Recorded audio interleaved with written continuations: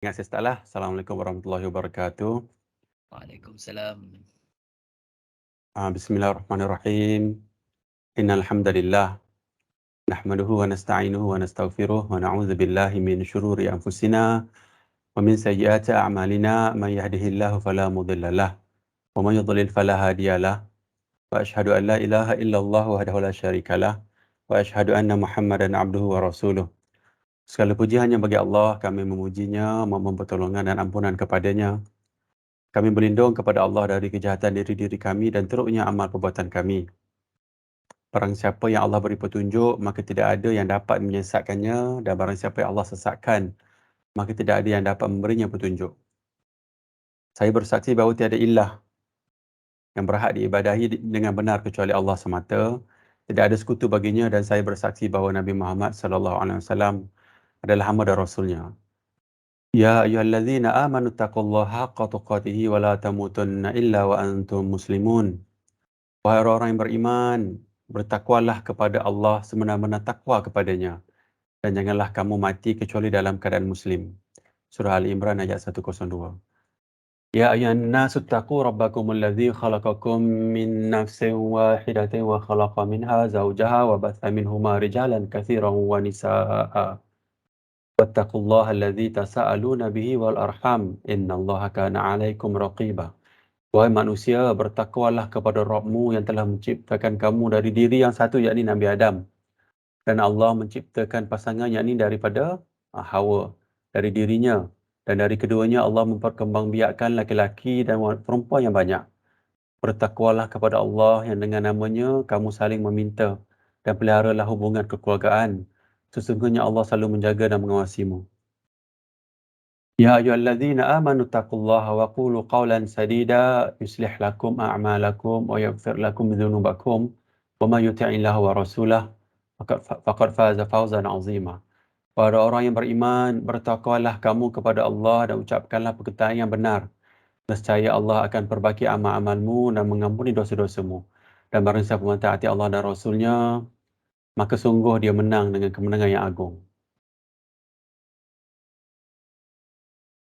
Amma ba'du fa inna asdaqal hadithi kitabullah wa khairal hadi hadi Muhammadin sallallahu alaihi wasallam wa syarrul umuri muhdatsatuha fa inna kulla muhdatsatin bid'ah wa kulla bid'atin dhalalah wa kulla dhalalatin finnar. Sesungguhnya sebenar-benar perkataan adalah kitabullah, yakni Al-Quran, dan sebaik-baik petunjuk adalah petunjuk Muhammad sallallahu alaihi wasallam, yakni sunnah yang sahih. Seburuk-buruk perkara adalah perkara yang diadakan dalam agama, dan setiap yang diadakan dalam agama adalah bid'ah, dan setiap bid'ah adalah sesat. Dan setiap kesesatan tempatnya dalam neraka. Mukadimah yang saya baca ni adalah mukadimah daripada hadis yang sahih. So biasanya Nabi akan baca ayat-ayat ini sebelum dimulakan majlis lah. Boleh tengoklah status hadis kat sini. Format tazkirah pada minggu ni kita sebenarnya sambung pada minggu lepas. Hari ni kita nak fokus baca hadis ni lah. Sebab minggu lepas kita tak sempat nak baca. InsyaAllah kita akan go through hadis 21-28. Dan kita kalau habislah sesi hari ni, kita dah baca dalam 29 hadis dah daripada 42 hadis. So ada dua hadis ni dia bicarakan tentang tauhid, nombor 2 mengikuti sunnah sahih dan istiqamah. Termasuk juga hadis ni yang kita dah baca tadi. Nanti kita akan huraikan sedikitlah. Nabi sebut juga perkataan ni dalam hadis yang kita nak baca, dan menunjukkan hadis ni adalah hadis yang sangat besar lah, sehingga kan Imam Nawawi letak dalam salah satu hadis 40 lah, tergolong lah hadis 40 dalam kitab dia. So kita ambil maklum lah, dan kita kena fokus kepada apa yang Nabi letak, dan maksud dia besar lah, maksud dia dekat sini. Tapi kita go through juga pendahuluan kita, pentingnya ilmu, juga peringatan kematian lah, yang ni kita setiap minggu walaupun ulang-ulang, kita nak ingatkan lah, walaupun saya ingat semua dah hafal lah kalau yang ikut sesi ni, cuma kita nak ulang-ulang supaya kita melekat lah dalam jiwa kita, dan selepas melekat dan kita cuba amalkan lah insyaAllah. Pendahuluan umum, pentingnya menuntut ilmu. Daripada Muawiyah bin Abi Sufyan radhiyallahu an, Rasulullah sallallahu alaihi wasallam bersabda, barang siapa yang Allah kehendaki mendapat seluruh kebaikan, Allah nak bagi kita seluruh kebaikan, maka Allah fahamkan dia tentang agama. Hadis riwayat Bukhari dan Muslim, hadis yang sahih. Jadi dalam bab ni maksud dia, kalau kita nak Allah nak bagi absolute kan, absolute kebaikan yang absolute, Allah bagi kita faham agama. nak faham agama, nak memahami agama ni kena melalui usaha yang banyak lah. Ada juga nanti kita baca hadis dia, hadis yang tentang bid'ah tu, sebab kepahaman agama tu terletak dekat situ. Hari ni kita cuma mungkin faham dari sudut teori saja, tapi dalam sudut pelaksanaan nak ambil ilmu tu kita tak tahu sebab banyak kekacauan. Hari ni pun ada juga tentang fitnah kekacauan yang kita huraikan lah.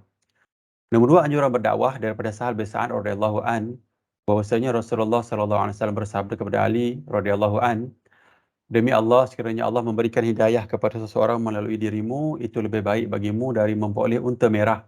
Maksudnya barang yang paling berharga. Hadis riwayat Bukhari dan Muslim. Selepas kita faham agama, belajar ni, kita dah faham untuk diri kita dan kita amal, kita nak juga berdakwah. Ni hari ni atas motivasi hadis ni, saya buatlah kelas ni ataupun sesi ni untuk dakwah lah supaya orang faham. Dan juga kita ingatkan yang kita bawa untuk orang yang mati nanti, kita bawa 3 benda dalam kubur kita kan. Antaranya adalah ilmu yang bermanfaat. Itulah insyaAllah daripada ilmu yang kalau daripada sini kita ambil dan juga kita sebar kepada orang lain, insyaAllah kita dapat manfaat ilmu, dan bila kita meninggal nanti, maka adalah habuan kita, adalah orang kata imbuhan kepada kita selepas mati nanti, dalam alam ruh nanti insyaAllah. Nombor 3, ancaman kepada mereka mengajar tanpa ilmu. Daripada ayat Quran ni nak bagi tahu yang bawah sekali ni, tapi saya baca semualah. Allah Ta'ala berfirman, katakanlah Rabbku hanya mengharamkan perbuatan yang keji, baik yang nampak maupun tersembunyi, dan perbuatan dosa. Melanggar hak manusia tanpa alasan yang benar, mengharamkan syirikkan Allah dengan sesuatu yang Allah tidak menurunkan hujah untuk itu. Dan haramkan mengada-ngadakan terhadap Allah apa sahaja yang tidak kamu ketahui, yakni berbicara tentang Allah tanpa ilmu. So bila kita dah belajar ilmu, dan kita dah dakwah pada orang lain, dakwah diri sendiri, dakwah anak isteri, dakwah jiran-jiran, dakwah masyarakat, lepas tu kita tak boleh keluar daripada ilmu Allah. Apa yang Allah tak sebut, kita jangan andaikan. Bila kita andaikan, maka rosaklah agama. Apalagi kalau kita ni adalah tokoh. Biasalah bila kita dakwah ni orang dah kenal, tapi itulah dakwah ni akan ada ujian lah. Orang yang bawa kebenaran ni macam tadilah yang kita baca awal tadi kan. Kita kata bertakwa kepada Allah, ucaplah perkataan yang benar. Yang ni memang payah bila Allah sebut, bila Nabi sebut. Banyak kali dalam kutubah ataupun dalam kuliah Nabi sebut perkataan ni masa mukadimah, menunjukkan benda yang selalunya saya sebut kan. Ustaz saya kata bila mak kita ni, macam contoh mak kita lah, bila dia sebut je perkataan tu kan, jangan serokok, jangan keluar, jangan ni, baca buku, suruh baca buku kan. Menunjukkan benda tu susah kita nak buat. Dan long term effect dia sangat bagus kalau kita tinggal lah ataupun kita buat lah nasihat dia. So Nabi sebut banyak kali perkataan benar ni menunjukkan susah orang nak cakap benar. Dan antara dakwah adalah kita nak cakap benda yang benar. Sebab kadang-kadang kita cakap benda benar ni, dia berlawanan dengan apa yang masyarakat faham. Sebab dakwah ni, of course lah dakwah bermaksud, pertama yang kita amal ma'ruf tu. Nombor 2 yang nahi mungkar. Yang nahi mungkar tu yang paling susah. Sebab kita akan berlawanan, kita akan berdepan dengan orang yang membenci kita, yang tak setuju dengan apa yang kita bawa. So dalam ayat Quran yang last ni point dia sebenarnya nak bagi tahu, bila kita sampai ke ilmu, kalau tak tahu cakap tak tahu. Macam itulah. Dan kita juga kena berpegang kepada nas lah. Hari ni pun kita nak cerita tentang nas. Orang yang berpegang kepada nas dan juga orang yang berpegang kepada akal. Dia tak pegang pada nas, letak nas nombor 2. Okey, nombor 2, pendahuluan nombor 2, kita cerita tentang kematian lah. Supaya hati kita ni tersentuh lah dengan peringatan tentang kematian kan. So setiap minggu kalau kita dengar kematian, biar harapannya hati kita akan lunak lah, dan juga kita ingat mati. Kalau kita buat weekly basis, mungkin 2-3 hari sekali kita teringat mati kan. Tengah tidur tersedar, Allah kalau anak saya mati macam mana kan. Allah kalau mak saya mati macam mana, kalau saya mati macam mana kan. Mesti kita beringat, tinggalkan wasiat ke apa, ataupun prepare lah untuk anak isteri kita kan. Itulah sebenarnya matlamat dia. Dan juga preparation ni untuk paling tinggi adalah untuk diri sendiri. Bila kita ingat mati, kita prepare diri kita untuk bagaimana bekal kita nanti selepas mati. Nabi SAW bersabda, perbanyakkanlah mengingati pemutus kelazatan, yakni kematian. Hadis ni hadis yang sahih. So hari ni kita nak ingat kematian dalam konteks kita sedang praktik hadis ni. Kita nak ingat kematian. Dari Ibnu Umar radhiyallahu an, ia berkata, saya pernah bersama Rasulullah sallallahu alaihi wasallam, lalu seorang Ansar mendatangi beliau. Ia memberi salam dan bertanya, wahai Rasulullah, mumi manakah yang paling baik? Beliau bersabda, yang paling baik akhlaknya. Lalu mumi manakah yang paling cerdik, paling cerdas, paling genius ni? Ia kembali bertanya, Beliau bersabda, yang paling banyak ingat mati dan yang paling baik dalam persiapkan diri untuk alam berikutnya, itulah mereka yang paling cergas. Hadis yang sahih. So maksud dia kalau lah orang yang paling cerdik ni adalah orang yang paling banyak ingat mati, nombor dua yang paling banyak yang cari amalan yang paling sahih untuk siapkan diri ke alam berikutnya. Seperti mana yang minggu lepas kita baca perkataan Imam Syafi'i kan, Imam Syafi'i kata dahulukan yang lebih penting daripada yang penting. So kita tahu ada amalan yang mungkin tak, orang kata mungkin dhaif dan mungkin ada khilaf. Tapi kenapa kita buat yang dhaif khilaf kan? Kenapa tak ambil yang benar-benar sahih? So itu benda perkara yang sangat besar lah dalam apa Imam Syafi'i tulis. Imam Nawawi ambil perkataan tu dia letak dalam kitab dia lah. So kita kena ingatlah yang paling tertinggi adalah yang paling sahih amalan ni. Walaupun ramai orang tak buat. Dan hari ni kalau orang belajar sunnah, kita tahu banyak sunnah-sunnah sahih yang telah ditinggalkan, yang telah hilang dalam masyarakat kita. Okey. Ini perjalanan kita menuju kematian. So kita sedang berada di alam dunia, masih lagi bernafas ni kan. Setiap hari ni pun, hari ni saya ingat kita dengarlah ada dalam Facebook ataupun dalam berita ataupun dalam email yang HR bagi kan. Adalah kematian-kematian tu. So kita masih lagi ada nafas, masih lagi Allah bagi peluang untuk kita berbekal lah untuk alam seterusnya. Dan kita fahamlah manusia ni imannya naik turun kan. Jadi harapannya dalam seminggu sekali kita buat ni, dapatlah sedikit pengisian ni dapat menaikkan semangat kita lah untuk kita ingat mati dan persiapkan diri kita lah dalam kehidupan seterusnya. Sebab kehidupan ni adalah infinity dia ni. Tak ada kematian. Allah dah, dalam hadis yang sahih, Nabi kata Allah dah bunuh, Allah dah sembelih kematian masa di jamatan sebelum menuju ke syurga tu. Allah sembelih kat situ. So tak adalah kematian selepas tu. So kita berada di alam dunia, ada lagi sisa hidup kita ni, kita nak beramal dan kita akan menuju alam kubur. Nanti alam semesta akan habis sampai ke insya-Allah kita ambil lah catatan amal ni tangan kanan insya-Allah, kita menuju ke syurga. Dan kalau tengok alam kubur pun Nabi kata kita dalam menuju alam fitnah, alam kekacauan, alam yang menakutkan. Walaupun kita beriman lah, walaupun kita memang alam ni akan ada fitnah kubur, kekacauan dalam kubur. So, kita bersiaplah supaya kita boleh menghadapi alam kubur dengan baik insya-Allah. Okey, itu mukadimah pendahuluan. Daripada awal tadi saya kata ada pengenalan umum. Saya bagi ingat dalam 10 saat ke, kalau kawan-kawan ada apa-apa nak share ataupun ada soalan nak bincang, saya bukalah.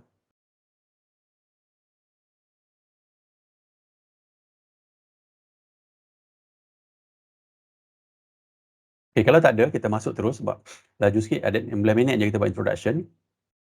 Kita ada 45 minit lagi untuk kita baca dua hadis ni lah insyaAllah. Sempatlah hari ni.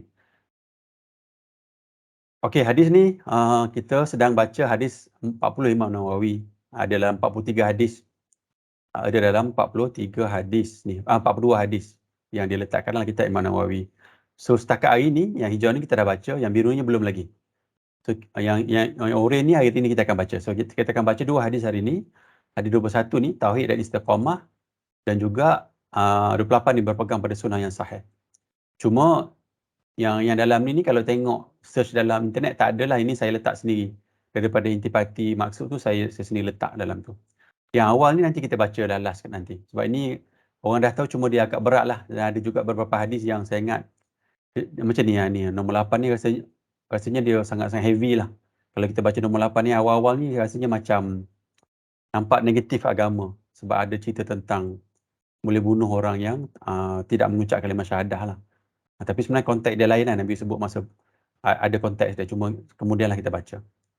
So hari ni kita akan baca hadis 21, tauhid dan istiqamah, dan juga berpegang pada sunnah yang sahih. Yang ni adalah sama dengan hadis yang kita baca awal tadi, yang Nabi kata tentang bid'ah tadi. Nanti kan adalah perkara yang berkait dengan bid'ah. Nanti kita akan urai sedikit. So hadis ke-21 kita baca ya. Dari Abu Ammar, ada juga yang mengatakan Abu Amrah Sufyan bin Abdullah As-Sakhafi radhiyallahu anhu, ia berkata, saya berkata, wahai Rasulullah, katakanlah kepada saya tentang Islam sebuah perkataan yang tidak saya tanyakan kepada seorang pun selainmu. Maknanya ditanya Nabi, boleh tak beritahu saya ni, beritahu dia lah, apa benda perkataan yang Nabi boleh sebut, dan dia tak payah tanya dah orang lain. Maknanya perkataan yang besar lah. So Nabi bersabda, katakanlah, saya beriman kepada Allah, kemudian berpegang teguh. Nabi kata, maknanya perkataan Nabi yang pendek ni mengandungi maksud yang sangat besar. Kepada sahabat yang bertanya ni, ada juga kepada kita jugalah kan. So Nabi jawab, saya beriman kepada Allah. Katakanlah, saya beriman kepada Allah, kemudian istiqamah. Kemudian berpegang teguhlah. Riwayat Muslim. So dalam hadis ni kata kunci dia dua ni lah. Satu, beriman kepada Allah, yakni tauhid lah kan. In fact kalau kita solat tu pun tauhid lah. Beriman kepada Allah, yakni tauhid, dan juga istiqamah. Dua ni benda-benda yang sangat besar tapi ringkas je perkataan dia, tapi sangat besar. Sebab yang pertama ni, kalau tauhid kita kacau, habis kita kan. Amalan kita yang kita duk pegang kan, contoh. Selama-lama ni 20-30 tahun kita pegang kan, selepas tu kita meninggal kan, habis kita. Saya ada buat contoh beberapa contoh, cuma contoh yang saya buat nanti tu saya ingat sebagai dari sudut ilmiah je bagi awareness kepada rakan-rakan. Saya tahu mungkin ada rakan yang ikut ataupun mesra dengan aliran yang saya nak sebut nanti. Cuma kalau ada apa-apa, kalau ada komen ke boleh cerita kat sini. Kita boleh bincang lah maksud dia. Nombor 2, istiqamah. Istiqamah ni benda yang sangat susah. Sebab iman ni turun naik kan. Dan juga istiqamah ni pun kadang-kadang kalau kita buat seorang, tak ada rakan kan, susah kita nak bawa kan. Kena ada rakan yang bawa, tarik kita ataupun keluarga kita sendiri. Dari sudut surrounding kita, kalau duduk tempat yang baguslah kita. Kadang-kadang manusia macam tu. Duduk dalam tempat yang tak elok lah. Contoh yang paling besar adalah anak-anak lah. Anak-anak membesar dengan cara mak bapak. Kalau dia buat banyak maksiat lah dia hidup macam tu. Okey. Kita tengok apa yang saya dah prepare ni. Beriman kepada Allah. Sekejap So yang ni sebenarnya saya huraikan dalam konteks macam ni. Sebab saya sebenarnya baru dengar, last week lah saya duduk dengar kuliah ustaz saya tu. Dia hurai tentang golongan yang menggunakan akal, mendahulukan akal daripada nas yang sahih. So saya buat dua konteks ni. Pertama, orang Islam ni ada dua branches lah. Kalau ikut daripada hadis Nabi sebenarnya banyak lah. Kan Nabi kata ada 73 jalan orang berpecah, orang Islam kita berpecah.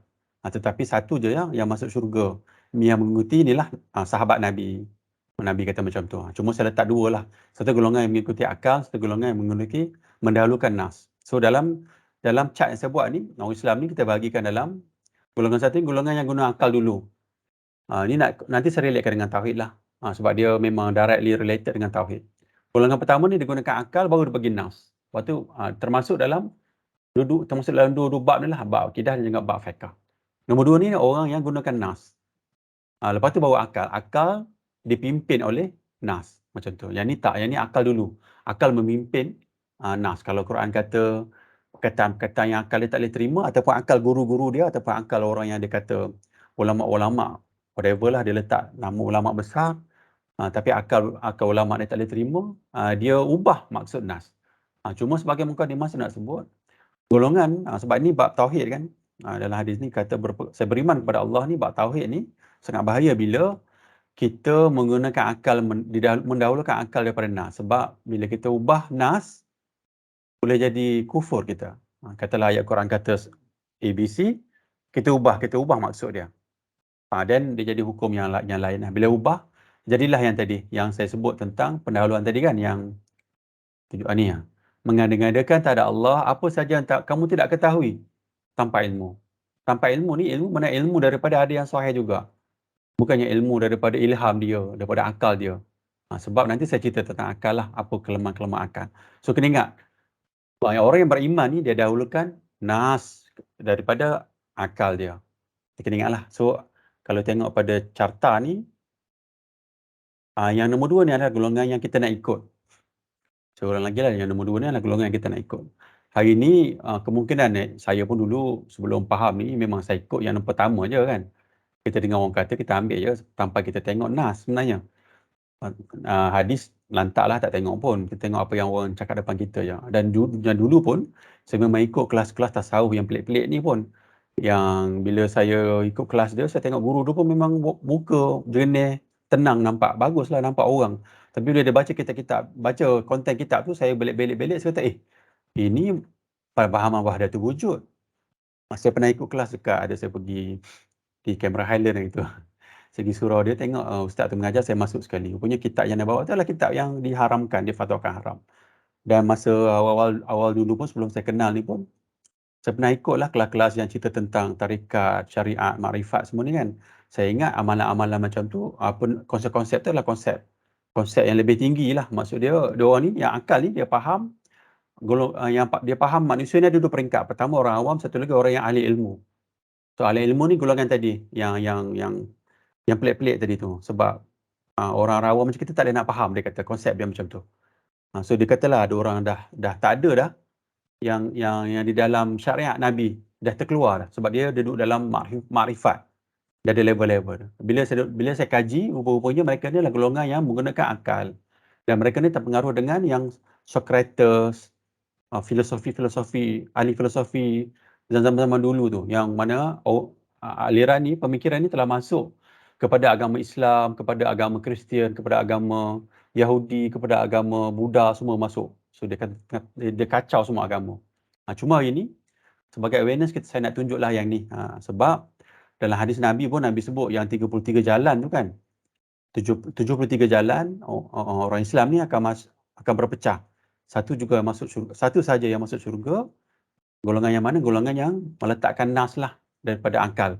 Tapi dalam hadis tu Nabi sebut golongan yang mengikuti dia lah, Nabi dan juga sahabat-sahabat Nabi. Cuma golongan yang akal ni dia tipu.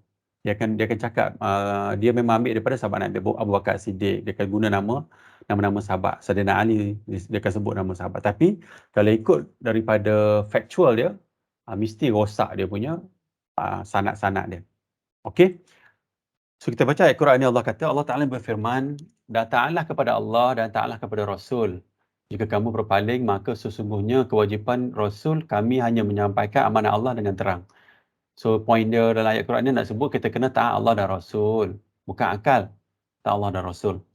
Nombor dua, Allah Ta'ala berfirman, dan tidaklah patut bagi lelaki yang mukmin dan tidak pula bagi perempuan yang mukmin apabila Allah dan Rasulnya telah menetapkan satu ketetapan, maka ada bagi mereka pilihan yang lain. Tengok, Allah dah tetapkan lah, Rasul dah tetapkan. Dia pilih lain pula. Dia pilih jalan lain tentang urusan mereka. Dan barang siapa menderhaka kepada Allah dan Rasulnya, maka sungguh dia telah sesat. Sesat yang nyata, Allah kata. Walaupun orang ramai kata dia tak sesat. Walaupun orang tu pakai serban, pakai jubah kan. Nampak pada sudut fizikalnya baik kan. Dan kita tengok akhlak dia memang sangat baik kan. Hari ni kita tengok orang agama yang kita tengok adalah benda bid'ah yang dia buat, tetapi dalam perwatakan memang ditunjuk macam perwatakan orang agama yang kita nampak wow, takjub kita tengok pada orang macam tu. Tapi sebenarnya sebab tu Nabi nak kita dahulukan ilmu. Daripada ilmu ni kita dapat nilai. Kan kita pun sama juga dalam kerja kan ada specialist. Yang specialist ni dia dapat nilai. Orang yang awam ni, yang biasa-biasa kerja ni, dia cerita nampak macam bagus lah, tapi specialist datang dia kata tak, ni bukan macam tu. Maksud dia adalah dia punya huraian dia nanti. Tapi tengoklah siapa yang mendengar lah. Specialist tu cakap lah, kalau orang tu dia tak nak dengar, dia tak dengar lah, walaupun specialist cakap tentang fakta. Okay, kita pergi kepada slide next ni. Saya baca lagi. Ini daripada surah Al-Baqarah. Maka apakah mereka tidak perhatikan Al-Quran? Allah katakan, ini akal ni yang akan menilai nas. Macam tu. Dia konsep dia kena macam tu. Akal ni kena menilai nas. Bukannya kita gunakan akal dulu, nas kalau salah ubah. Dia tak boleh macam tu. Mengapa kamu suruh orang lain mengerjakan kebajikan sedang kamu melupakan diri kewajipan kamu sendiri? Padahal kamu baca kitab Taurat, maka tidaklah kamu berfikir. Allah suruh kita berfikir. Lepas kita tengok nas, baru kita fikir. Macam tu. Maknanya dia nas, dia guide akal. Macam tu. Duduk dekat depan. Dia jadi pemandu pada akal. Nas ni. Ni nas, ni sudah tulis dah. Nas ni memandu akal, bukan sebaliknya. Ni nak tekan kat sinilah. Supaya nas Quran wahyu Allah ni dan juga hadis Nabi pula kena hadis yang sahih. Dan Quran tu pun diuraikan daripada hadis yang sahih. Macam tu, okey. So hadis ni yang saya sebut banyak kali tadi, ni ni yang lain lah. So hadis ni nak cerita tentang wahyu ataupun nas yang sahih, cerita macam bagaimana akal perlu perlu kita buatlah, kita ikut. Kita tengok hadis ni. Rasulullah SAW bersabda tentang 3 generasi. Yang pertama ni lah. Nabi kata sebaik-baik manusia ialah pada generasiku, yakni sahabat. Kemudian generasi berikutnya ni tabi'in. Kemudian generasi berikutnya iaitu tabi'in. Maknanya, kalau tengok pada carta yang saya buat ni kan, Nabi dan sahabat Nabi, Nabi satu, Nabi dan sahabat satu, ini 2 dan 3. Maksud dia, golongan ni lah golongan yang terbaik dalam menilai agama. So hari ni macam saya nak fokuskan, kita cerita tentang beriman kepada Allah tadi kan, tapi saya pergi ke belakang sikit tentang kaedah dia, kaedah nak beriman kepada Allah. Sebab orang tahulah nak beriman kepada Allah ni ada banyak kan yang kita tengok, rukun-rukun iman, rukun-rukun Islam tu kan. Tapi bagaimana kita nak ambil ke belakang sikit, bagaimana kita nak ambil kaedah dia yang benar. Sebab kalau kita ambil kaedah yang salah, memanglah lafaz kita kata saya beriman kepada Allah, beriman kepada Nabi, benar-benar Rasul kan. Tapi kaedah yang tak betul, dia ambil hadis palsu. Cuma ni saya ke belakang sikit. So 3 golongan tadi tu berada di sini. Imam Hanafi, Imam Malik, Imam Syafi'i, Imam Ahmad Hanbal. Yang pertama kita dah ambil dah, sebenarnya kita dah ambil fiqh dia orang ni. Cuma bab akidah kita tak ambil. Kalau tengok pada majoriti orang agama di Malaysia lah, kita ni orang awam ni memang kita tak kisah sangat pun kan. Orang awam kita ni kita cuma, macam saya sebut sebelum ni lah, kita punya mazhab adalah mazhab ustaz kita di depan. Tapi jaranglah ustaz yang ajar bab akidah. Jarang, kecuali kita pergi masuk kelas akidah. Sebab akidah ni macam kadang-kadang kita silent lah. Tapi dalam silent orang awam ni sebenarnya, saya nampak macam saya sendiri sebelum ni saya buat kajian ni, saya rasa apa yang sebelum saya buat kajian tu ataupun saya masuk daerah tertentu, yang saya tak ambil apa-apa ilmu tadi tu yang terbaik. Sebab bila saya faham tentang Allah sebut kan, qul huwallahu ahad, Allahus samad, lam yalid wa lam yulad wa lam yakul lahu kufuwan ahad, akhirnya saya mantap. So bila saya masuk dalam area-area lain, saya rasa macam lain pula jadinya kan. Lepas tu kita ada konflik. Kenapa pula nak kena hurai? Padahal Quran sebut A kan. Kenapa nak kena hurai? Kenapa nak kena tukar maksud asal daripada Quran macam tu. So point dia kat sini, bila Nabi kata 3 generasi terbaik ni, mereka ni adalah di sini. Dan yang terpenting, macam Imam Syafi'i katakan, yang terpenting kalau kita compare antara dua ni, kita compare antara akidah dan juga fiqh, yang terpenting adalah apa? Yang terpenting ni, kalau buat physical tazkirah ni, saya buat buku lah bagi hadiah. Buat quiz. Yang terpenting ni sebenarnya adalah akidah. Akidah ni adalah strategi untuk kita masuk ke syurga. Yang second ni fiqh lah. Fiqh ni ada banyak khilaf lah. Tak apa, fiqh ni ringan sikit. Yang akidah terpenting. Tapi yang akidah ni lah yang paling kita kurang sekali bercakap. Dan akidah ni lah yang paling banyak dia terpesong. Dan akidah ni adalah apa yang sedang kita cerita ni lah, beriman kepada Allah, yang ni tauhid. So dalam poin yang saya nak sebut ni sebenarnya, akidah kita beriman kepada Allah tu sebenarnya kita kena ikut 3 generasi pertama ni. Kita kena ikut, kita kena baca, kita kena dengar syarah kitab Imam Asy-Syafi'i tentang akidah. Maksud dia macam tu. Ataupun Imam Nawawi tentang akidah. Cuma Imam Nawawi ni zaman Asy'ariyah Maturidiyah lah, cuma dia tak menonjol dalam bab akidah. Cuma kalau baca kitab Imam Nawawi ni, banyak dia akan cerita salaf berkata. Maknanya dia akan refer kepada sini. Tapi kalau aliran dia pada zaman dia ni, sebenarnya mereka jarang sebut salaf lah. Mereka akan cerita kata imam-imam dia. Sebut macam tu. Banyak menggunakan akal. Sebab kena ingatlah, Imam Syafi'i pun dalam masa Imam Ahmad Hanbal dan Imam Syafi'i ni, aliran yang akal ni sedang menyerang agama Islam kita, sedang menyerang umat Islam. Sehingga kan Imam Ahmad Hanbal ni kena penjara. Pada zaman Imam Ahmad Hanbal ni, pemerintah masa tu siapa? Al-Ma'mun yang anak kepada Khalifah Harun Rashid tu. Dia bawa aliran yang kata Al-Quran tu makhluk. Itulah ahli kalam, ahli akal. So Imam Ahmad Hanbal kena penjara. Menunjukkan pada zaman dia ni sedang orang kata sedang subur aliran akal ni. Masuk banyak, sama juga kat sini. So tetapi ada beberapa imam daripada sini, tapi Imam Ghazali lama dah jauh sangat dah ni. Dia Imam Asy'ari kot. Imam Asy'ari ni dia lawan, asalnya dia memang aliran yang tadi, tapi dia lawan aliran golongan akal tadi. Tapi apa yang ada negatif side-nya, dia gunakan akal juga untuk lawan akal. Of course lah, bila kita nak berbahas, kita guna kaedah yang sama kan. So kaedah ni yang dibawa oleh ramai lah orang kita sampai hari ni. Cuma bila kita belajar je kita tahu. Kalau kita tak belajar, kita tak tahu. Sebenarnya kadang-kadang lebih baik kita berada apa yang terzahir daripada Al-Quran tu lebih baik. Bila kita start belajar, dia jadi banyak confused lah. Cuma kaedah dia, kita cuba berfikir secara kritis lah, supaya kita tak sesat. So point dekat sini, saya ulang lagi, 3 generasi terbaik ni adalah pemandu kita untuk beriman kepada Allah dari sudut tauhid. Lepas tu kita kenal lah orang yang berada di kalangan 3 generasi pertama. Terutama Imam Syafi'i. Dan Imam Syafi'i ni pula, perkara yang besar yang perlu kita ambil adalah akidah dia. Akidah dia, tahu. Kita kena ambil yang paling besar akidah. Nombor 2 barulah fiqh. Tapi tak pernah lah hari ni kita tahu pasal akidah dia kan. Cuma kita cubalah ini sebagai awareness untuk rakan-rakan lah saya bagi ni. Saya buat ni. Ni saya tulis ni nas yang memenuhi akal, bukan sebaliknya. Okey. Okey, ini yang kita nak urai sikit lah. Saya buat slide ni yang ahli kalam ni konsep dia kan. Bila orang ni dia gunakan akal untuk pandu nas ni, dia jadi macam ni. Sebab akal ni tak maksum. Kalau kita tengok belah kanan ni kan. Akal ni ada nafsu yang ganggu kita. Dan syaitan kan. Akal ni pula kalau tengok pada bila kita lahir membesar kan, dia melalui kematangan kan, sikit-sikit baru matang. Dan tak ada pun akal ni, ialah tak maksum lah maksud dia. Tetapi aliran-aliran ni digunakan akal. Aliran yang gunakan akal ni, dia gunakan akal sebagai pemandu dia. So tak boleh lah. Kalau tengok sini, apa yang golongan akal ni buat, dia jumpa satu nas, dalil yang sahih, bila difahami oleh akal, dia akan terima. Sebab akal dia kata, oh ni logik. Akal boleh terima. Tapi option 2 ni, bila tak difahami oleh akal, dia ubah makna. Terutama bab akidah tauhid tadi tu. Bab fiqh ni boleh lah. Tak adalah sebab dia dosa pahala je kan. Dia buat boleh jadi bid'ah. Tapi bid'ah tu tak capai merosakkan akidah. Tapi bab akidah dia jadi rosak. Kita tengok apa kata Imam Syafi'i ni. Saya dah baca last week ni, tapi kita baca lagi. Imam Syafi'i ni kata, ini Imam Syafi'i ni dialah golongan yang menggunakan nas. Dia lalukan nas daripada akal. Tengok apa dia, orang yang bertanya ni, orang daripada aliran yang menggunakan akal. Tengok Ar-Rabi', murid Imam Syafi'i bercerita. Ada seseorang yang bertanya kepada Imam Syafi'i tentang sebuah hadis.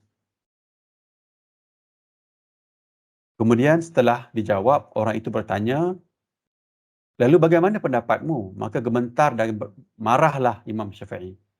Beliau berkata kepadanya, Imam Syafi'i kata kepada orang yang bertanya tadi, langit mana yang menaungiku ni, dan bumi mana yang aku pijak kalau sampai kuriwayatkan hadis Rasulullah SAW, kemudian aku berpendapat lain. So, Imam Syafi'i kata, hadis kata A, B, C kan. Tiba-tiba orang ni tanya lagi, apa pendapat kamu? Apa pendapat awak? Apa pendapat imam? Lah, terimalah apa yang Nabi kata kan. Cuma ahli akal ni tendensi dia akan tanya macam tu. Contoh. Tapi ni, saya ingat jangan kecil hati lah. Ini bagi contoh saja kan. Tapi kita ni sebab curious kan. Kita dah belajar. Kita ni bila masuk kelas. Memang kita diajar begitu untuk bertanya kan. Tapi saya nak buat contoh je. Kadang-kadang saya post contohnya tentang solat. Sujud contoh, lepas tu duduk antara dua sujud lah. Orang tanya kenapa begitu, kenapa begini, kenapa duduk begitu, kenapa sunnahnya begitu kan. Contoh bila kita sujud tayat akhir tu, sunnahnya mata tengok kepada tangan kita ni, jari kita yang terunjuk tu sunnah. So ada sahabat tanya, kenapa nak tengok? Mesti ada manfaat lain.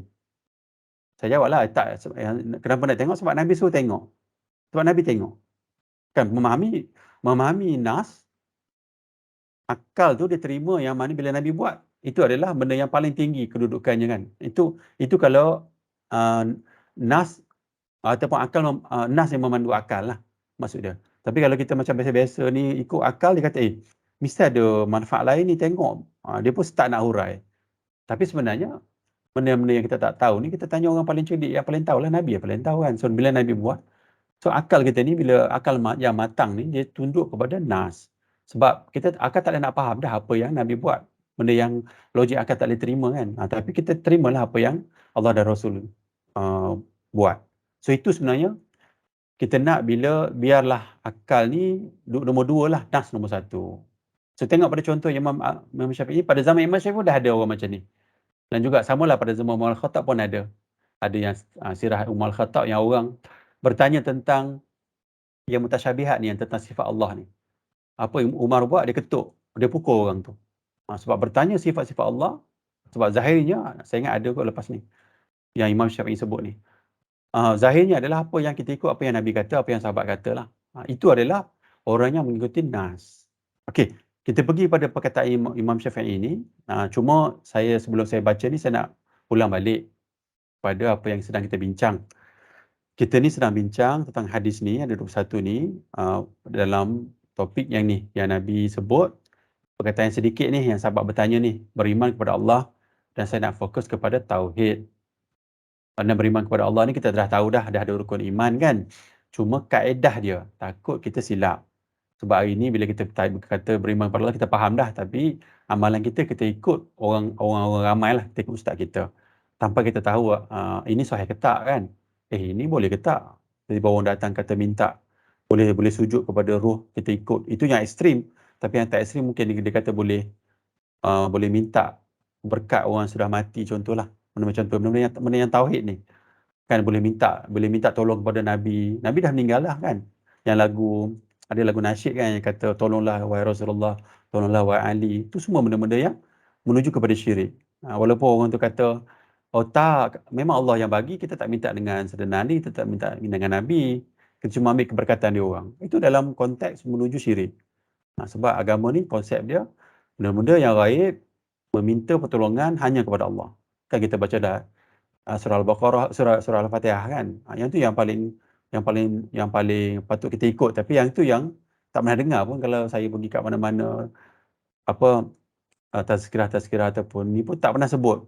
Bila kita baca kitab Imam Ibn Kathir baru disebut. Cuma macam apa ni, tak pernah orang sebut pun. Sebab kadang-kadang benda ni di silent kan, sebab masyarakat dia kata boleh, contohlah, tapi masyarakat yang boleh ni, ustaz-ustaz ni yang kata boleh ni, dia tak zahirkan sangat. Orang bertanya baru dijawab. Itu pun dalam konteks takut-takut lah, sebab memang macam tu. Cuma saya nak bawa balik, kita sedang membacakan hadis ni lah dalam bab pertama ni, supaya kita tak lari daripada topik asal. Sebab benda yang saya nak cerita tu, saya takut kita rasa dia lari lah. Okey, kita pergi balik apa perkataan Imam Syafi'i. Ini bab kaedah ni Imam Syafi'i kata apa? Bab tauhid ni. Tengok Imam Syafi'i kita ni dia mendahulukan nas. Nas dia ni adalah nas daripada Nabi, apa yang Nabi kata dan apa yang sahabat kata. So ini apa yang dia kata, dia ambil daripada nas. Berkata Imam Syafi'i rahimahullah, pendapat yang menepati sunnah di mana saya berpegang dengannya. Dan dia kata ini pendapat yang menepati sunnah yang sahih, yang mana saya pegang pada sunnah tadilah. Dan saya mengetahui mereka ahli hadis yang juga berpegang dengannya. Maksudnya ahli hadis adalah yang memang ulama-ulama hadis pun pegang pada dia. Pada pandangan dia ni, yang dia nak sebut ni. Yang mana saya mengambil dari mereka seperti Sufyan Ats-Tsauri, Imam Malik bin Anas dan selain keduanya. Maknanya ramai ulama-ulama silam masa zaman itu yang terkenal tu, dia kata majoriti mereka ni ambil pandangan saya ni. Seperti mana juga Imam Sufyan Ats-Tsauri, yang disebut nama-nama besar kan, Imam Malik bin Anas. Iaitu persaksian syahadah la ilaha illallah wa anna Muhammadar Rasulullah. Sesungguhnya Allah berada di atas langit. Dia kata direct je, sesungguhnya Allah berada atas langit. Ini adalah daripada nas. Macam tu. Dan juga ada ayat yang kata ni kan, Allah tak serupa makhluk kan ni. Dan Allah tidak menyerupai satu pun makhluk. Sekena letak dua kata ni. Allah di atas langit, tapi dia tak serupa makhluk. Bertanya kepada hal ini adalah bid'ah. Seperti mana perkataan daripada Imam Malik bin Anas ni. Malik kata siapa yang bertanya macam mana Allah di atas langit, bid'ah. Sebab Nabi tak cerita pun. Semua orang faham yang apa yang Nabi sebut tu. Nabi kata secara literal macam tu, sahabat terima. Dan juga daripada zaman saya sebut tadilah, pada zaman Abu Bakar Siddiq, ada orang bertanya pada Sayyidina Umar Al-Khattab. Daripada zaman Sayyidina Umar Al-Khattab, orang bertanya. Imam Sayyidina Umar Al-Khattab pukul orang tu. Sebab bertanya benda tu adalah. Tetapi bila saya baca dalam kitab tu, dia sebut orang yang bertanya tadi, dia bawa aliran yang telah syubhah tentang akidah tu. Dia hurai dalam bab apa yang sepatutnya Allah dan Rasul tak nak orang fikir panjang. Maknanya kita stop kat situ. Ini peraturan yang Allah bagi kepada kita.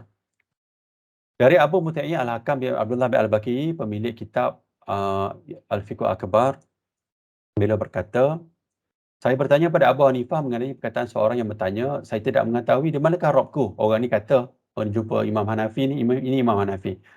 Saya tak tahu mana Allah. Tak tahu di langit ke di bumi, saya tak tahu, orang ni kata. Imam Hanafi lantas mengatakan, orang tersebut telah kafir ke? Maknanya Imam Hanafi kata direct je. Kamu kafir. Mana direct? Saya nak stop kat sini dulu sebelum saya cerita kat bawah ni kan. Sebab ada antara kita ni, bila kita tak berapa banyak membaca tentang karakter-karakter imam-imam kita yang besar dulu kan, kita ingat agama ni kita nampak, sebab orang agama kadang-kadang dia bawa dalam karakter yang nampak zuhud kan, nampak lemah berjalan, cakap pun perlahan kan, nampak macam sifat macam tu. Tengok Imam Hanafi kata apa, terus dia kata kafir. Mana ketegasan dia dalam agama. Juga Imam Hanbal yang dia kata Quran tidak makhluk kan, sampai dia kena penjara. Mana berpegang kuat dia kepada Allah dan Rasul. Begitu sebenarnya sifat seorang ulama atau orang agama. Dengan kita lah juga kena berpegang macam kita bercakap benar kan. cakap benar walaupun orang semua menentang kita, pangkat kita kena, whatever lah kita kena kan, tindakan orang nak ambil. Tapi Allah, memang Allah kata kita akan kena ujian yang besar nanti. Tapi sebab itulah kita ada mukadimah tadi tentang kematian, sebab kita nak berbekal. Kalau kita lah orang telah tokoh, macam Imam Hanafi ni kan tokoh, tiba-tiba dia jawab lembut, tidak tegas dalam agama dia, maka habislah agama ni. Benteng agama akan habis, masuklah semua aliran dalam agama ni. Tapi tengok apa Imam Hanafi kata, orang tersebut telah kafir kerana Allah Ta'ala berfirman, Allah menetap di atas arash, dan arashnya berada di atas langit. Orang itu mengatakan, tengok orang ni bagus. Dia tak tahu pun sebab dia jahil kan, macam saya lah. Saya jahil, bila dah tahu, saya akan cakap ni lah. Saya berkata bahawa Allah memang menetap atas arash. Kan dia tu, orang ni pula, orang ni memang keadaan dia mengikuti nas. Maknanya orang macam ni yang kita nak. Kita tak tahu pada asalnya kan. Tapi tiba-tiba imam kata ataupun orang lain kata, tak, Allah kata Allah Ar-Rahman ala arsyis tawa. Allah atas langit, Allah kata. Allah atas langit lah. Sebab kita berpegang kepada nas. Bukan kepada akal. Tapi kalau akal dia akan kata, takkan Allah atas langit? Sebab langit itu kan makhluk. Allah kan tidak berada dengan makhluk. Allah tak memerlukan makhluk. Dah jadi panjang cerita dia. Habis, sebab akal kita tak boleh nak terima pun. Sebenarnya atas langit tu, mana dia tahu atas langit tu makhluk? Arash tu, Allah tak duduk atas arash. Di atas arash. Atas arash tu, apa? Makhluk ke tak? Jadi nak imagine tak makhluk pun tak boleh nak imagine. Jadi sama juga macam orang kafir tanya kan, saya tengok dalam YouTube. Orang kafir tanya orang Islam yang sedang dakwah, dia kata, sebelum ada alam, Allah duduk di mana? Macam tu soalan. Soalan tu lah soalan bid'ah sebenarnya kita tanya. Tapi kita faham lah. Allah tak memulakan. Allah ada lah. Apa kita tak boleh nak faham Allah ada pada keadaan dia. Sebab Allah sebut ni macam ni. Tapi tengok pada apa yang sahabat, apa yang orang ni riwayat, dia kata sahabat ni bagus. Dia tanya pada Imam Hanafi, dia tak tahu mana Allah. Imam Hanafi kata, kalau tak tahu, memang kafir. Sebab Allah kata Allah di langit. Lepas tu dia kata, Allah di langit. Memanglah. Bila dah dengar nas, dia kata Allah di atas langit.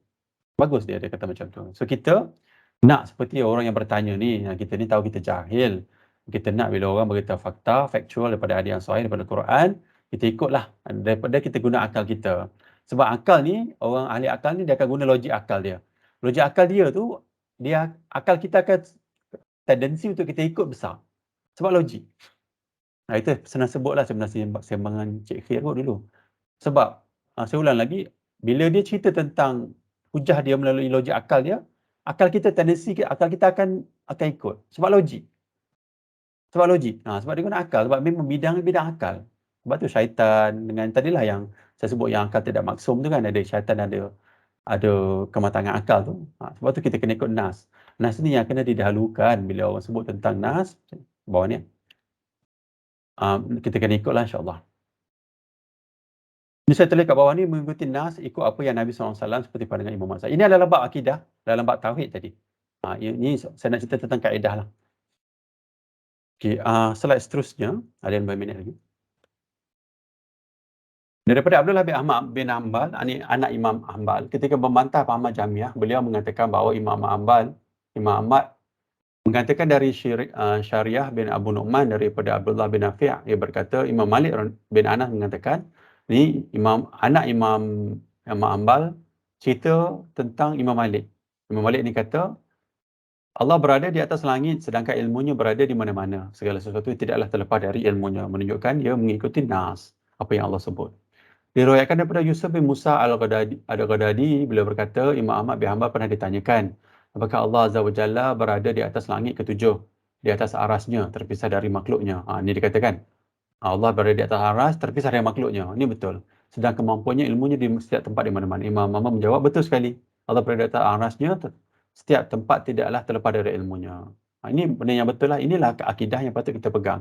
Sebab ini adalah konsep asas dalam agama. Sebab kalau kita jumpa tentang ayat-ayat Allah cerita tentang tangan, kan, muka, syubah-syubah lain yang orang akan cerita pada kita, kita faham. Allah sebutlah. Kita ambil secara literal dan kita tahu kita tak dapat memahami maksud dari sudut akal kita sebab kita bukan ahli akal, kita adalah ahli wahyu. Kita tak nak guna akal dalam untuk memahami wahyu. Yang mana yang wahyu-wahyu yang tak berapa jelas ni. Dan kita tahu yang Allah tak serupa makhluk. Okey. Ini contoh. Saya ulang lagi, ini kira summary apa yang saya nak sebut tadi lah. Contohnya, daripada nas ni, Allah Ta'ala berfirman, Rabb yang maha pemurah, yang bersemayam di atas arash. Ayat Toha ni kan. Ni daripada dalil nas yang sahih. Ni dia fahami oleh akal ke tak? Ni sebenarnya tak difahami oleh akal lah. Kalau ikut orang yang ahli akal ni, dia tak faham ni. Macam mana pula Allah berada di atas arash kan? Pada arash tu adalah makhluk. So dia tak boleh. So dia pergi yang bawah ni. Dia tak boleh faham oleh akal dia ubah makna. So implikasi dia bila ubah makna, apa dia implikasi dia? Sangat scary lah. Bila ubah makna, orang yang mengubah makna Quran ni sangat bahaya. Saya tak tahu hukum dia, tapi hukum dia sangat teruk lah. Cuma kita boleh relatekan juga dengan yang awal tadi yang kita sebut ni. Dia tak tahu, dia berbicara juga. Tapi kalau kita dengar apa yang mereka sebut, seolah mereka tahulah apa yang mereka sebut. Sebab ilmu tu diambil oleh ulama-ulama, dia akan sebut dengan ulama-ulama lain. Tetapi kita nak berpegang kepada salafus soleh ni. Mana tadi Kita nak berpegang kepada salafus soleh ni. Kita kena dengar sahabat Nabi dan juga tabi'in ni, pandangan mereka. Sebab Nabi sebut kan, satu golongan yang selamat adalah golongan yang mengikuti sahabat dia. Sahabat Nabi tidak kata, tidak hurai tentang sifat-sifat Allah yang tadi, yang mutasyabihat tadi. Okey. Sini contohlah, saya ingat supaya insya-Allah boleh faham juga apa yang saya nak bawa tentang yang masuk hadis pertama tadi. Ini saya tak baca lah, boleh tengok. Cuma yang nombor 2 ni, istiqamah ni. Istiqamah ni saya tak hurai sebab saya ingat kita boleh faham lah insya-Allah. Istiqamah ni konsisten lah. Nanti saya ingat saya tak buat apa material dia tentang istiqamah ni, dan kita faham lah. Berpegang teguh ni maknanya konsisten lah kita kena pegang. Bila dapat satu ilmu yang kita rasa ikut pada sunnah, macam konsep tadi kan. Konsep yang saya sebut tadi lah, konsep kita adalah ikut salafus soleh, kita ikut nas. Peganglah kuat-kuat. Dan nanti ada hadis yang akan sebut tentang istiqamah pegang kuat-kuat ni. So kita baca daripada second hadis ni pula. Hadis ke-21. Okey, ada 12 minit. Daripada Ammar. Okey, bukan ni. Kita tengok yang ni. Hadis 21. Kita nak baca hadis ke-28 ni yang tentang istiqamah ni. Kalau tengok berpegang teguh ni, kita tengok pada dia ada juga dalam hadis yang kita nak baca, yang next hadis ni. So kita baca yang next hadis ni. Daripada Najih Al-Irbad bin Sariyah radhiyallahu anhu, dia berkata, Rasulullah sallallahu alaihi wasallam memberikan kami nasihat yang membuat hati kami bergetar dan air mata kami berlinang. Nabi bagi nasihat, sahabat rasa hati mereka ni bergetar dan juga keluar air mata. Maknanya macam bersungguh-sungguh nasihat Nabi pada ketika ni riwayat ni lah. Maka kami berkata, wahai Rasulullah, seakan-akan ini merupakan nasihat perpisahan, maka berilah kami wasiat. Maknanya nasihat lain Nabi dah sebut banyak dah. Yang rekod lain. Lepas tu sahabat tu tanya, Allah, hari ni Nabi cerita macam sedih lah.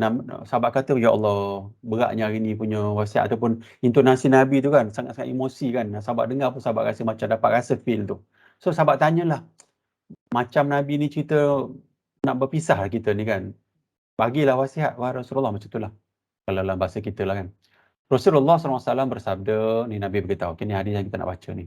Saya wasiatkan kalian untuk bertakwa kepada Allah Ta'ala. Tunduk dan patuh kepada pemimpin kalian, meskipun yang memimpin kalian adalah seorang budak. Budak ni maksud dia hamba lah. Walaupun hamba yang memerintah pada masa tu. Walaupun dia ni di kalangan maybe mak ayah dia hamba ke apa, anak kepada hamba ke apa. Maknanya golongan rendah lah. Yang golongan masyarakat pandang rendah maksud dia. Kerana di antara kalian yang hidup selepas ini, kita lah akan menyaksikan banyaknya perbezaan pendapat. Nampak? Banyaknya perbezaan pendapat. Yang saya sebut yang tadi kan, asal awal tadi tu, itu aliran-aliran bila kita pergi dalam agama, dia jadi palingan minoriti pada zaman sekarang. Pada zaman Nabi, sahabat dulu adalah aliran yang majoriti. Hari ini dah jadi minoriti dah.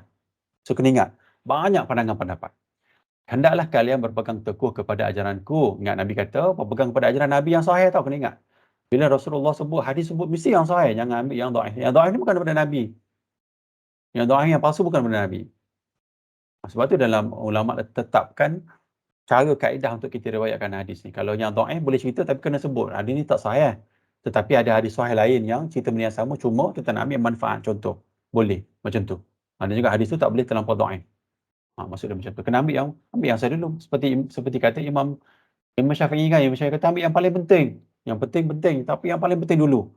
So priority tu kena tahu. So yang paling tinggi adalah ajaran Nabi, yang paling penting. Nombor 2, ajaran Khulafa' Ar-Rasyidin yang mendapat petunjuk. Khulafa' Ar-Rasyidin Al-Mahdiyin yang mendapat petunjuk. Yang ni 4 sahabat Nabi tadi, Abu Bakar Siddiq. Kan tadi saya sebut ada juga orang yang gunakan nama imam-imam kita untuk menjustify amalan sesat mereka. So kena ingat, sebab tu kita kena kenal mereka ni. Macam mana kita nak ambil amalan mereka kalau kita tak kenal kan? So kita kena kenal mereka ni. Kena baca kitab-kitab yang cerita tentang Khulafa' Ar-Rasyidin Al-Mahdiyyin ni. Kalau tidak nanti susahlah kita. Orang guna je nama. Macam sekarang ni ada je. Mungkin ada orang akan guna nama Ahlussunnah wal Jamaah kan. Nama je.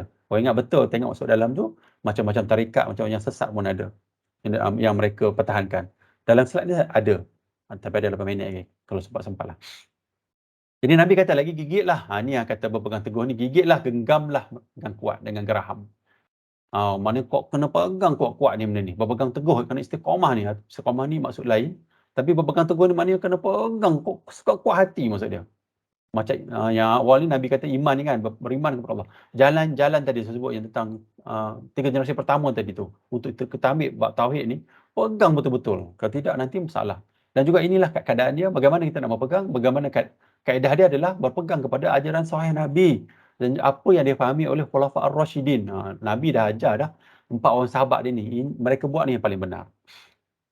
Hendaklah kalian menghindari perkara yang dia ada-adakan. Tengok, Nabi sebut juga. Tengok, ni wasiat ketika Nabi, sahabat dia nampak rasa macam Nabi ni nak wafat dah kan. Sungguh-sungguh sedih Nabi ni cerita. Sampai kita bergetar macam mak kita kan cerita.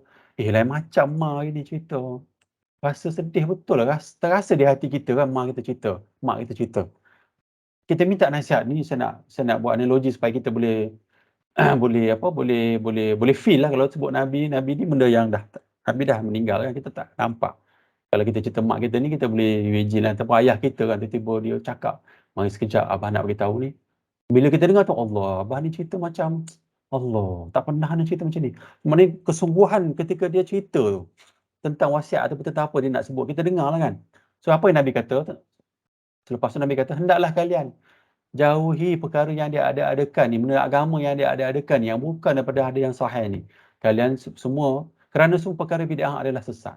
Hari ni bila sebut tentang bid'ah ni, orang marah lah kan, bahkan orang jejek, orang buat kelakar kan, dia kata, apa itu Nabi tak naik kereta pada zaman sekarang. Nabi naik unta, habis kita naik unta lah. Senang orang pelekeh pula hadis Nabi, padahal Nabi sebut dalam konteks agama. Bila orang sebut macam tu menunjukkan dia sedang perlekehkan agama mereka. Padahal ketika mulut yang sama sebut suruh selawat, suruh solat kan. Tengok betul-betulnya ada juga mulut yang sama juga sebut tentang adab kan, adab, kita kena baik, beradab apa semua kan, tengok baik. Padahal ketika tu mulut dia sedang memperlekehkan hadis Nabi. Kita kena ingatlah. So hadis 28 ni, saya ingat minggu depan lah kita sambung panjang kan. Ada lagi ni, cuma 28 ni saya ambil satu je sebab saya dah buat pagi tadi. Tengok ni, ada debat yang ada orang agama ni buat tentang tarikat Naqsbandiyah ni, Al-Aliyah ni. Kalau tengok pada debat ni sebenarnya dalam, kita dah ambil kan kelas dulu. Kita dah cerita tentang tarikat Naqsbandiyah Al-Aliyah ni, Syekh Nazim Al-Haqqani ni sebenarnya dah sesat ni. Ni dalam bab akidah ni sesat ni. Sebab apa? Mereka tak ambil, mereka gunakan akal. Mereka gunakan akal. Antara benda yang sesat yang sebut sini, dia kata dia tahu perkara gaib, dia ada roh yang menjaga alam semesta. Lepas tu dia katalah, saya tak tahulah sebulan sekali ke setahun sekali. Dia kata dia sendiri, tuan punya tarikat ni, dia jumpa dengan Nabi-Nabi, ada gathering Nabi-Nabi, dia jumpa, dia sembang dengan Nabi masa tu. Sesat. Jadi yang peliknya kita ni, kalau sebab tu Nabi kata banyak pandangan, berbeza pandangan ni kan, lepas tu benda bid'ah ni. Lepas tu Nabi suka genggam dengan kuat, dengan geraham tentang benda yang nas ni. Tengok, ada orang agama yang pertahankan tarikat ni. Scary tak? Orang agama yang pertahankan tarikat ni. Sangat menakutkan. Padahal tarikat ni jelas-jelas dah sesat. Kenapa saya kata sesat? Sebab Majlis Fatwa Kebangsaan kata sesat. Memang dia sesat pun. Jadi maksud dia kita kata tengok orang, maknanya golongan yang dikatakan sesat pun masih lagi orang agama pertahankan. Hari ini Allah Ta'ala sedang zahirkan sedikit-sedikit apa dalam pandangan-pandangan orang kita lah, orang agama kita, sebab ada media-media ni kan. Dan saya pun tengok, sedang tahulah benda yang mereka amalkan sebelum ni dan dizahirkan melalui YouTube ataupun TV sekarang ni. Jadi kita tahu, nampak. Cuma yang tahu adalah orang yang ada ilmu tadi, yang ada kefahaman tadi. So kita minta diri kita supaya kita ni ambil ilmu, kita memahami ilmu dan dapatlah beza ke mana yang benar, mana yang tidak. Dan kena ingatlah, bila Nabi sebut Hadis ni sebagai penutup lah. Kita kena berpegang teguh kepada sunnah yang sahih. Sebab hari ni memang banyak beza pendapat. Kita terkeliru tengok orang berpakaian agama pun pertahankan benda yang sesat. Hati-hati, sangat hati-hati. Dan kena memahami ni ajaran yang paling benar ni. Okay, saya ingat saya stop kat sini 3 minit. Minggu depan, lama ni 3 minggu hadis ni. Kita akan hurai hadis ni je minggu depan InsyaAllah kalau ada kelapangan Allah bagi. Saya rasa saya berhenti di sini. Kita baca terus doa kafarah lah. Subhanakallahumma wa bihamdika asyhadu an la ilaha illa anta astaghfiruka wa atubu ilaik. Maha suci Allah, dengan memuji Allah, saya bersaksi bahawa tidak ada sembahan yang berhak disembah selain Allah. Saya meminta ampun kepada Allah dan saya bertaubat kepada Allah. Wassallallahu ala sayyidina Muhammadin wa ala alihi wasallam. Assalamualaikum warahmatullahi wabarakatuh. Waalaikumsalam. Terima kasih banyak-banyak. Waalaikumsalam.